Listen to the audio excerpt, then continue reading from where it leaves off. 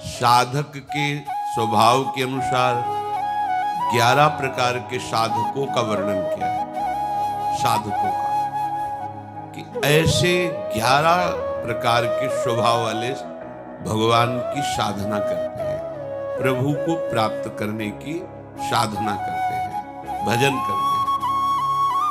ये विषयी पुरुषों की नहीं, ये साधकों की। साधकों में भी 11 प्रकार के साधक हैं। पहला, प्रभु की प्राप्ति की बात सुनकर सत्संग शास्त्रों में कि जीवन का परम लक्ष्य है प्रभु का साक्षात्कार करना, भगवत प्राप्ति करना, परंतु वो विषय भोगों में अत्यंत आसक्त है। इतना आसक्त है कि विषय भोगों का चिंतन करता रहता है, विषय भोग मिलने पर भोगने की प्रवृत्ति है, पर वो अंदर ये बैठाले हुए कि लक्ष्य तो भगवत प्राप्ति है। क्या करूं, चल नहीं पा रहा हूं। मेरे जीवन का लक्ष्य तो हमने भगवत प्राप्ति रखा, पर दृढ़ नहीं है, विषयों में आसक्त है और विषय क्रिया भी करता है। प्रभु का भजन भी करता है, पर उसका लक्ष्य मंद होता है। प्रबलता विषयों की होती है और भोगों में वो सुख भोगता है, पर वो ऐसा नहीं कि भजनहीन जीवन व्यतीत करे। तभी उसको साधकों की गणना में लिया गया है। इसे विषयी साधक कहते हैं। भगवत प्राप्ति भी बहुत दूर है, बहुत दूर। परमानंद की अनुभूति नहीं होगी। देखो, भजन नष्ट नहीं होता, पर भजन का प्रभाव नहीं होगा हृदय में। बीज है हृदय में, पर वो अंकुरित होना, पल्लवित होना, वृक्ष रूप धारण कर, ये नहीं हो पाएगा। हाँ, किसी जन्म में होगा, पर इस जन्म में ये जो स्वभाव बन गया है भोगों के प्रति महत्व बुद्धि, सुख बुद्धि और उसे भोगना, पर कहीं न कहीं हृदय में बात बैठ गई है कि जीवन का लक्ष्य तो भगवत प्राप्ति ही है। इसलिए कुछ भजन भी करता है, पर उसे भगवदानंद की अनुभूति नहीं होगी और भजन का प्रभाव प्रकट नहीं होगा। क्योंकि जैसे जैसे वो भोगों में लगेगा, वैसे वैसे वो भजन की जो वृत्ति उसने सत्संग और शास्त्र स्वाध्याय से प्राप्त की है, वो मंद होती चली जाए। और यदि कहीं साधु संग मिल जाए तो फिर भोगों की वृत्ति मंद होती चली जाएगी और दिव्यता आने लगेगी भगवत प्राप्ति के उत्साह की। दूसरा साधक वो विषय भोग और भगवान दोनों को बराबर रखता है। पहला साधक जो वर्णन हुआ, वो भगवत प्राप्ति की चाह तो करता है, पर विषय भोग प्रधान है। दूसरा जो साधक है वो भजन भी नहीं छोड़ सकता और विषयों को भी नहीं छोड़ सकता। लगभग दूसरे में अधिकता पाई जाती है। वो बैलेंस बना के चलना चाहता है, ज्यादा जलन भी ना हो और भजन भी होता है। जब जो इंद्रियों ने मांग की, मन ने मांग की, वैसे ही भोग क्रिया की और भजन भी। बहुत समय लगेगा, समय बहुत लगेगा, रंग नहीं आएगा, अभी रंग नहीं आएगा भजन का। तीसरा साधक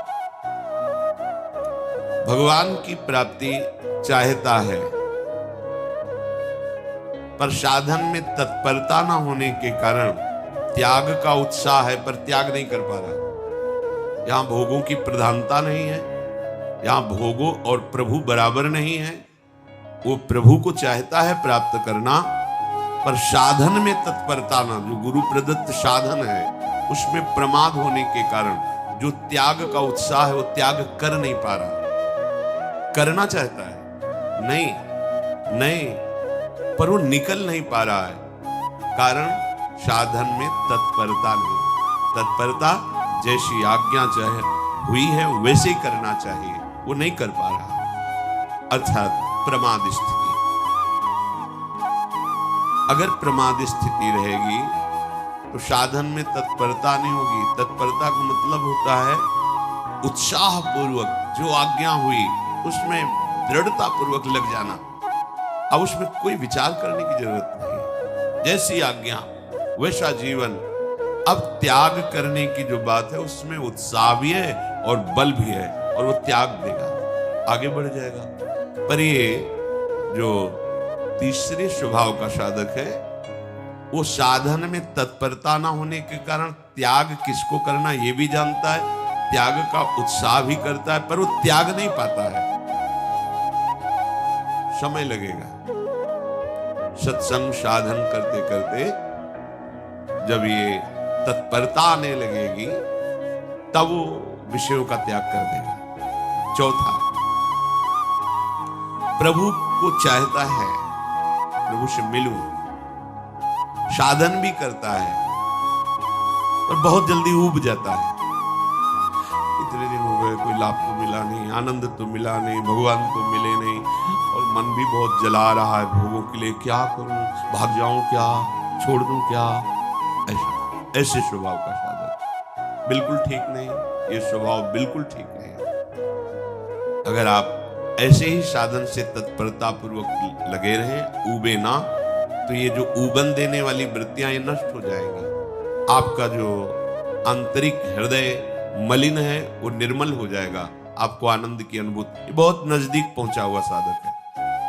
ये जो ऊबना होता है बस ये हटने की जरूरत है। वो साधन में तो लगा ही है, त्याग की भावना भी है, भजन भी करता है, पर जो हृदय मन में विषयों के आकर्षण से जल रहा है वो उसे पचा नहीं पाता, विवेक कम होने के कारण। अगर विवेक प्रधान हो तो अंतःकरण से तटस्थ रहे तो उसको सहन कर जाएगा, फिर ये सब वृत्तियां खत्म हो जाएंगी, भस्म हो जाएंगी। भजन के द्वारा ये असत वृत्तियां भस्म होती हैं। पांचवा, प्रभु के लिए साधन करता है, तत्परता भी है, पर उससे संदेह है कि मेरे जैसे को भगवत प्राप्ति कहां हो सकती है। बहुत बड़ी कमी है। महापुरुषों ने कहा है, आशा बंधा समुत्कंठा, ये निरंतर आशा रहे कि मैं लगा तो हूं भजन में, लेकिन प्रियालाल अपनी कृपा से मुझे निश्चित प्राप्त होगा, गुरु कृपा से निश्चित प्राप्त होगा, धाम कृपा से निश्चित प्राप्त होगा, इसमें बिल्कुल संशय नहीं होना चाहिए। पर पांचवें कोटि का जो उपासक होता है उसको ये विश्वास ही नहीं हो पाता इन बातों पर। साधन भी करता है पर उसको लगता है कहां मेरे को भगवत प्राप्ति होगी, नहीं होगी। ये कुछ परमार्थ मार्ग ऐसा है कि यदि आपने ऐसा सोच लिया तो नहीं होगी। जब गंगा किनारे भ्रमण कर रहे थे तो हरिद्वार के एक महापुरुष, उनका लाल स्वामी नाम था, वो एकांत सेवन कर रहे थे। उनके पास जो दर्शन करने के, वो खेचरी मुद्रा में अधिक समय तक रहते थे, योग की एक खेचरी मुद्रा उसमें रहते थे। रात्रि में समय दिया उनके शिष्यों ने कि आप आके वार्ता कर सकते हैं। रात में 10 बजे के लगभग गए, प्रणाम, बड़ा ही मृदु स्वभाव, अमृतमयी वाणी, गंभीर भगवत स्वरूप। तो उन्होंने डायरी लेके गए थे कि कोई शब्द भूल न जाए, बाहर निकलती तुरंत लिखना। महापुरुषों के वचन अमृत होते हैं, उस समय हमारी समझ में ना आवे, पता नहीं कब समझ में आवे, इसलिए वो शब्द रख लेना चाहिए। उन्होंने कहा, जैसा तुम सोचोगे वैसा ही बन जाओगे, जैसा बनना है वैसा सोचना प्रारंभ करो। पहला शब्द उनका। दूसरा शब्द, जैसा तुम सोच रहे हो, जो तुम बनना चाहते हो उसके अनुसार जो सिद्धांत है उस पर चलो, एकांत सेवन करो। जो विषय बाधा देने वाले हैं उन पर विजयी हो तो भी उनका संग न करो, उन पर विजय प्राप्त कर चुके हो तो भी उनका संग न करो, क्योंकि जीता हुआ मन भी कभी कभी विषयों में फिसल जाता है। संयोगवशात मरा हुआ मन भी जीवित हो जाता है, इसलिए सावधान हो। छठवां, प्रभु के लिए पूरी तैयारी कर रहा है, साधना कर रहा है, विश्वास भी है, पर अपने शने संबंधियों को नहीं त्याग पा रहा। छठवां, ऐसा साधक होता है, साधन में भी लगा है, बस वो अपने शने संबंधियों, रिश्तेदारों को नहीं त्याग पा रहा। वहीं से भोजन चल रहा है, वहीं से वास व्यवस्था चल रही, उनका मिलना जुलना आना जाना सब वैसे ही। पर वो चाहता है भगवत प्राप्ति हो जाए, उसे विश्वास भी है कि भगवान कृपा से मिल जाएंगे, पर वो भगवान की आज्ञा को भूल जाता है कि उपासक मेरे लिए अपने सुहृदों के सुख का त्याग कर देता है। जैसे महाप्रभु हरिवंश चंद्र जी कहते हैं, इस मार्ग में सहजानंद बरसाने वाली स्वामी जी के चरणों का आश्रय दृढ़ करने के लिए अपने परिवारजनों के द्वारा प्राप्त हुए सुख का त्याग, अर्थ के द्वारा प्राप्त होने वाले सुख का त्याग और बड़ी बड़ी साधनाओं के द्वारा प्राप्त होने वाली सिद्धि सुख का त्याग, ये स्नेह संबंध त्याग करने के लिए बहुत जगह आज्ञा प्राप्त। तात मात सुत दार देह में मति अरुझय मति मंदा, हित किशोर को है चकोर तू लख वृंदावन चंदा। जननी जनक बंधु सुत दारा, तन धन धाम सुहृद परिवारा, सबकी ममता ताग बटोरी, मम पद मन ही बांध बर डोरी। ये कमी रह जाती है उपासक। जो छठवें स्थिति का साधक है वो भजन भी करता है, तत्परता भी रखता है, पर अपने पारिवारिक रिश्ते सने संबंधियों का त्याग नहीं कर पाता, इसलिए समय लगेगा। सातवें, प्रभु के लिए विश्वास है, भरपूर त्याग है, साधन में तत्परता है, पर सम्मान और बड़ाई प्रिय है। वो अपना सम्मान चाहता है, दूसरों से अपनी बड़ाई प्रणाम नमस्कार कीर्ति चाहता है। फिर समस्या है, फंस गया। अभी भगवत साक्षात्कार बहुत दूर है, क्योंकि शरीराभिमान पुष्ट होता रहेगा। भगवत प्राप्ति के लिए सम्मानम कल्याति घोर गरलम, ये जो सम्मान है ये विष है, ये अमृत पान के लिए जो हमारा हृदय तैयार हो रहा है उसमें बाधा पहुंचा देगा। जब कोई अपने को प्रणाम करे तो तत्काल भगवत भावना कीजिए, प्रभु क्या लीला कर रहे हैं, अंदर ही मन में सोचकर मानसिक प्रणाम कीजिए। अगर ऐसी भावना नहीं बन पा रही तो आपके गुरुदेव का प्रणाम हो रहा है, आपको नहीं, क्योंकि आपकी कंठी तिलक माला नाम मंत्र उपासना गुरुदेव का है, वो इसी को तो प्रणाम कर रहे हैं, तो वो गुरुदेव को प्रणाम कर रहे हैं, अपने को नहीं। ऐसी भावना दृढ़ करें। आठवें, प्रभु पर विश्वास है, त्याग की भावना प्रबल है, पर वो अपने गुरु प्रदत्त मार्ग में चलता नहीं, बदलता रहता है, अपनी वृत्तियां बदलता है, कभी ये कभी वो कभी ऐसा। गुरु प्रदत्त अब भी भगवत प्राप्ति में अंतराय है। प्रभु पर विश्वास है, त्याग भी है, पर वो गुरु प्रदत्त उपासना में दृढ़ नहीं, बार बार मन बदलता रहा, कभी ये पढ़ा कभी वो पढ़ा, कभी ये अनुष्ठान कभी वैसे चला, ऐसा नहीं।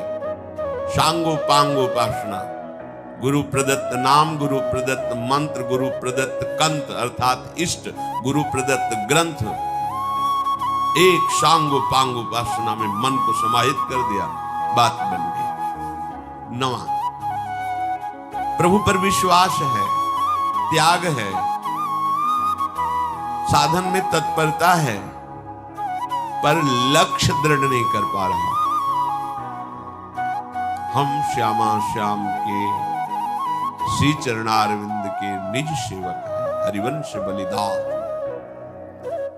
रसिकनन ने शान बजायो एक श्याम श्यामा पंथ। बस श्री हरिवंश चरण निज सेवक बिचले नहीं, छाणी रसरी, चाहे लाभ आवे चाहे हानि आवे, अब तो बेल फैल गई जाने सब कोई। बस दृढ़ निष्ठा, मन क्रम वचन त्रिशुद्ध सकल मन, हम श्री हित हरिवंश। दृढ़ता, लक्ष्य की दृढ़ता।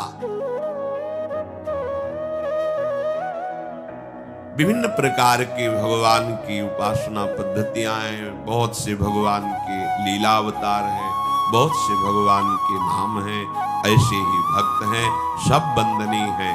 पर हमें प्रियाजू ने जिस मार्ग में चयन किया है, हम तो जानते भी नहीं थे मार्ग, इस मार्ग को प्रियाजू ने चयन किया, प्रियाजू ने अपने चरणों की शरण दी है, प्रियाजू ने हमें मार्ग दिया। अब हमको अपनी मनमानी नहीं करनी। अब जो ही कहें करें हम सोई, आयस लिए चले निज दासी, मन क्रम वचन त्रिशुद्ध का सकल मत, हम श्री हित हरिवंश उपासक। दृढ़ता, ये मनमानी आचरण करने में कृपा की अवहेलना करते हुए दिखाई देता है, दुर्गति दिखाई देती है, पर पकड़ नहीं सकते। क्यों? क्योंकि देहाभिमान इतना पुष्ट है कि जो भी बोला जाएगा उसका प्रतिकूल भाव आएगा, रास्ता ही खत्म। ये रास्ता श्रद्धा से चलता है। प्रथम हृदय श्रद्धा जो करे, हमारी बात पर श्रद्धा, हमारे उपदेश पर श्रद्धा, दिए गए भजन सिद्धांत पर श्रद्धा, मार्ग पुष्ट है, चले जाओ, गिरोगे नहीं, हर समय गोद में रहोगे। पर वो देहाभिमानी अपनी मनमानी आचरण करने के कारण वो लक्ष्य में दृढ़ नहीं हो पाता है।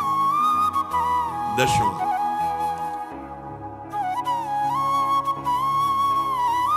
ये पूर्णता है जो आगे के 2 साधक कहे गए, ये बहुत मंगलमय स्थिति है। प्रभु की प्राप्ति की चाह नहीं, असह वेदना, क्षण भर के लिए भी प्रभु का विस्मरण नहीं, प्राण देने के लिए तैयार है। बस कैसे, कहां जाऊं, किससे कहूं, असमर्थ हूं, अंदर की स्थिति, क्या कहूं, किससे कहूं, वो कौन सा आयोग करे, मेरी इस बात को कौन समझे, प्रभु कैसे मिले, असह्य हो रहा है, वेदना उसके हृदय में। एक पल के लिए भी प्रभु का विस्मरण नहीं, प्राण फूलों की तरह लिए तैयार है कि अगर प्राण देने से प्रभु मिल जाए तो अभी प्राण ले लो। ये है महामहिम स्वरूप, उपासक का ये महामहिम स्वरूप है। अहो भाग्य जिसके हृदय में प्रभु के लिए पीड़ा पैदा हो गई, व्याकुलता पैदा हो गई। 11वां, ये उसके ऊपर की बात है, ये आखिरी बात है।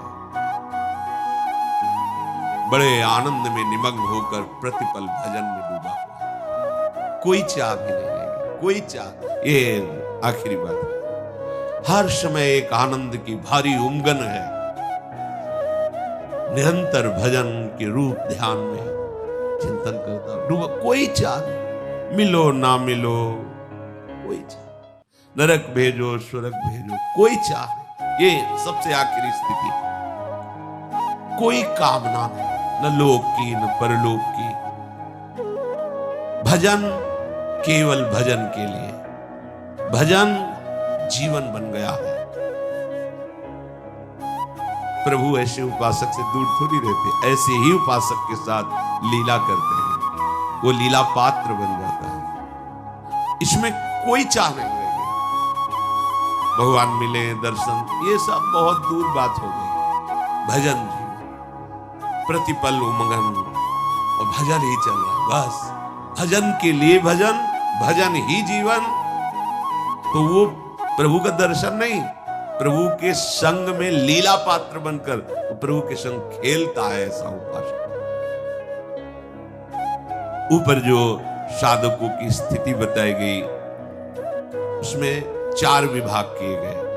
पहला है मंद साधक, मृदु, इसमें उत्साहहीनता रहती है भजन के प्रति। जो मंद साधक, वो प्रतिभाहीन होता है, कांतिवान नहीं है, प्रसन्नता नहीं है, ऐसे बुझा हुआ सा जीवन। गुरु के वचनों में तर्क वितर्क करके अपनी बुद्धि के अनुसार चलने की चेष्टा है मंद साधक। जैसी आज्ञा वैसा नहीं, उसमें अपनी मनमानी लगा लेना,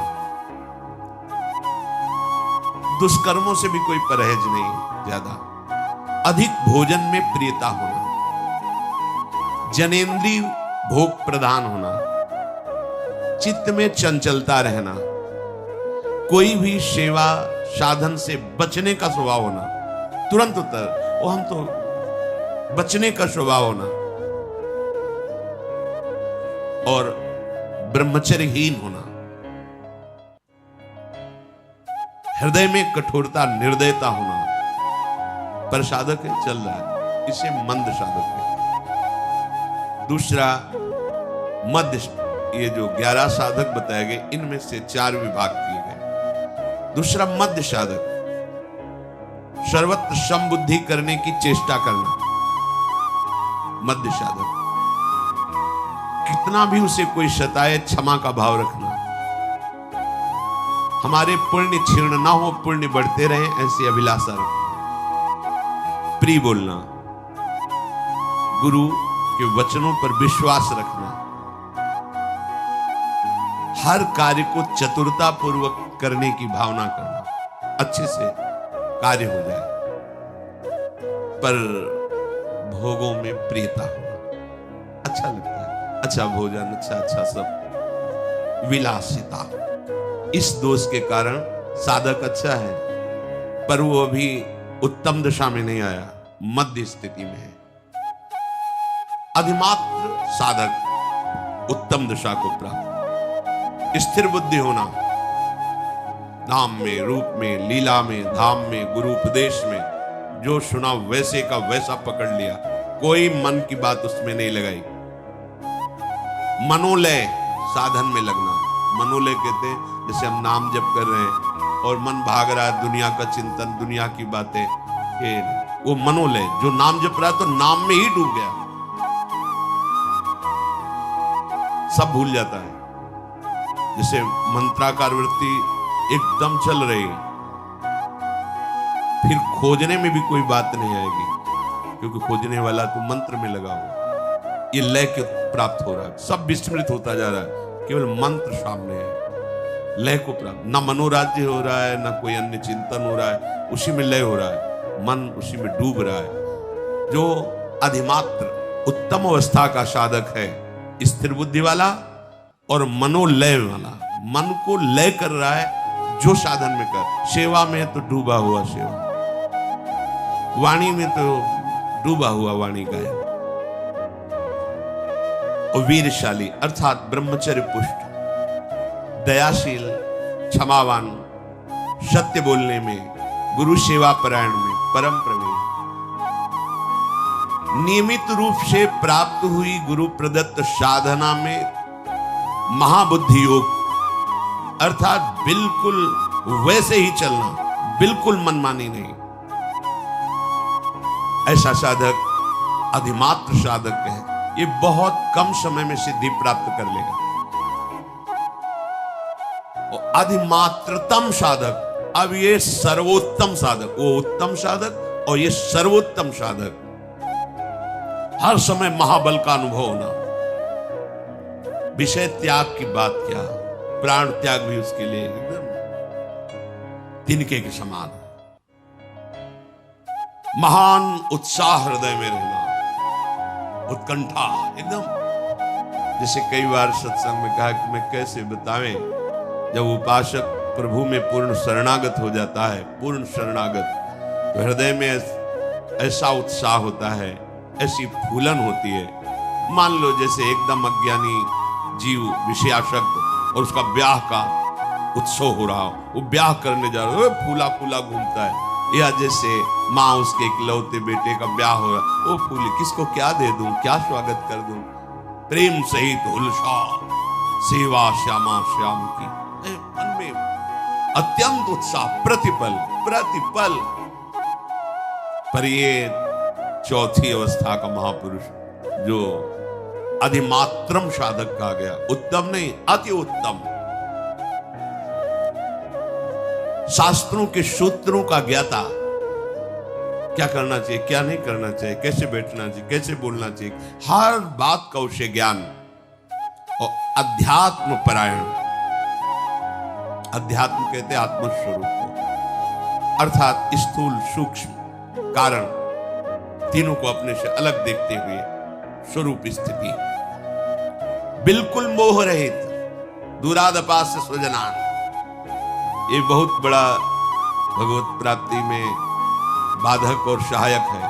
अगर परिवारजनों से शने हैं तो फिर बड़ा बाधक बनेगा। अलग अलग धर्म का उपदेश है, यहाँ निवृत्ति परायण, भगवत प्राप्ति की प्रबल चाह वाले, चाहे वो गृहस्थ वेश में हो चाहे विरक्त वेश में, उनकी बात है।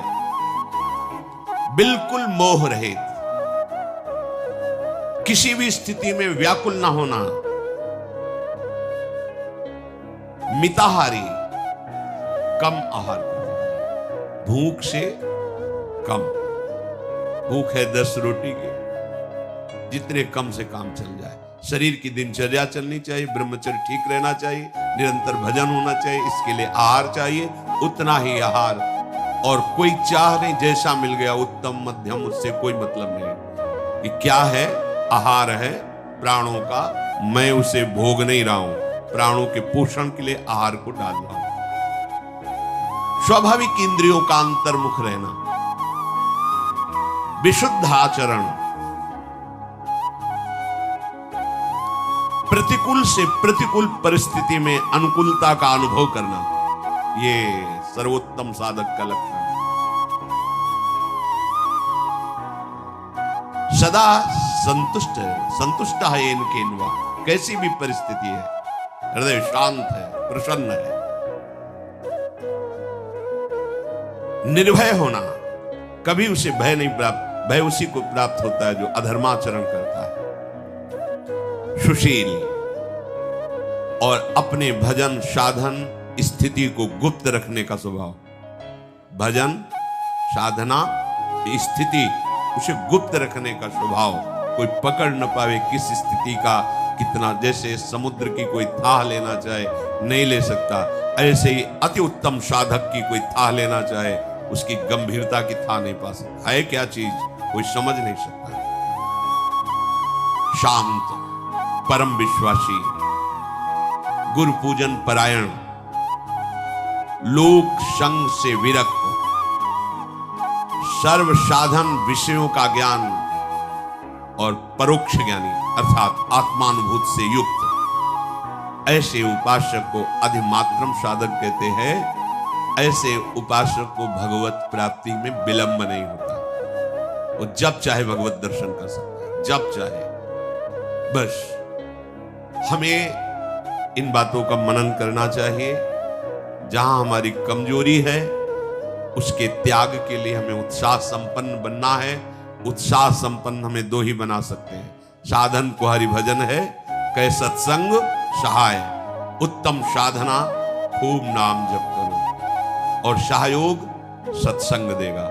नाम जप की प्रेरणा, नाम जप का उत्साह, विषयों के त्याग का बल, ये विवेक बल, ये सत्संग से प्राप्त होता है। हम भजन और सत्संग के प्रभाव से प्रियालाल के निज जनों में अपना नाम लिख पाए, अपना परिचय बनाए, अपनी स्थिति बनाए कि प्रियालाल एक देखे कि ये मेरा अपना है, ये निज जन है। और हमें सौभाग्य मिला है, हमें कदम पीछे नहीं हटाने। जो हमें स्वीकार किए वही हमें बलवान बनाएंगे, वही हमें आगे बढ़ाएंगे। हम उत्साहहीन होकर विषयों में गिरे ना, अनुकूलता के गुलाम न बने। भारी से भारी प्रतिकूलता में भी हमें अनुकूलता दिखाई दे। मेरे प्रीतम का कोई गूढ़ रहस्यमय चरित्र है ये, जो मुझे उठाने के लिए पक्का पक्का। एक बार हम बहुत अंदर से होता है, कई ऐसी परिस्थितियां आती हैं कि साधक ऐसा अनुभव करता है कि मैं असमर्थ हो रहा हूं। व्याधियां, कहीं किसी भी तरह की कोई व्यवस्था नहीं, कहीं कोई बोलने वाला नहीं, एकदम निराशा ही निराशा। न औषधि है, न कोई सहयोगी है, न। तो पूज्य मामा जी महाराज बक्सर वाले पधारे हुए थे, उनका संयोग प्राप्त हुआ, बहुत ही निर्मल से। वैष्णव जनों के द्वारा ही पता चलता है कि वैष्णव महिमा क्या हो। वयोवृद्ध संत, आओ आओ बैठे, चेहरे की तरफ देखो, उदास क्यों? महाराज जी, एक प्रश्न हमारे मन में आपके प्रश्न से आया, क्या शरणागत की ऐसी भी दशा होती है जो अपने को असहाय और असमर्थ और गिरा हुआ महसूस करने लगे? कहां होती? ऐसा क्यों होता है महाराज जी? तो उनका फुटबॉल के वो हाथ, खिलाड़ी के हाथ का फुटबॉल है, फुटबॉल को नीचे पटका गया है, पर वो नीचे टिकेगा नहीं। वो नीचे से जो ही ऊपर उठा तो ऐसी मार लगेगी कि वो लक्ष्य में आपको कैसे बताएं, हृदय नाच पड़ा हृदय, एकदम हृदय आनंद से प्रफुल्लित हो गया। एकदम लगा कि महापुरुष जन कह रहे कि खिलाड़ी के हाथ का ये बाल है, ये नीचे टिकेगा नहीं। ऐसे थपक मारा, कोई समझ न ले कि नीचे गिरा, मारा तो एकदम लक्ष्य पे पहुंचा दिया। बस हृदय देखा ना, सत्संग सहायता की ना, साधु वचन ने एकदम जैसे बैटरी डिस्चार्ज हो गई, वो चार्ज हो जाए, ऐसा वचनों से एकदम हृदय में उत्साह। नहीं नहीं, निराश नहीं, ये परिस्थिति है, निराशा के लिए नहीं है, ये तुम्हें ऊंचे उठाने के लिए है। महापुरुष जन कह रहे हैं गेंद नीचे गिरा है, उसको देख के हंसी मत करो, वो साधारण गेंद नहीं, वो खिलाड़ी के हाथ का, उसी ने थपक मारी है नीचे, काहे के लिए? ऊपर लक्ष्य वेद के लिए। बिल्कुल पक्का समझो, भारी से भारी प्रतिकूलता में भारी अनुकूलता छुपी हुई है। उपासक किसी भी परिस्थिति में कभी अपने आश्रय को न छोड़े, मार्ग को न छोड़े, अपनी भावना को नीच ना होने दे, निराश ना होने दे, दृढ़ आशा। नहीं, कोई मंगल विधान है, मुझे समझ में नहीं आ रहा है। इस तरह साधन का विचार करते हुए अपनी स्थिति को आगे बढ़ाने की चेष्टा करें।